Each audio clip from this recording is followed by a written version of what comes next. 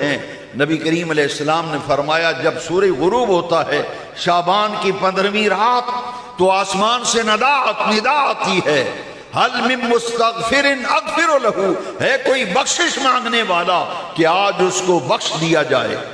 حل من مسترزق ارزق لہ، ہے کوئی رزق مانگنے والا کہ آج اس کو رزق عطا کر دیا جائے۔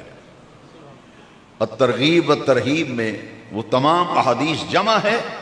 کہ جب شعبان کی 15ویں رات آتی ہے تو غروب آفتاب کے مان بعد اللہ تبارک و تعالی غروب آفتاب کے ساتھ ہی اپنی شان کے لائق رب ذوالجلال آسمان دنیا پر نزول اجلال فرماتا ہے، اور صبح صادق تک رات بھر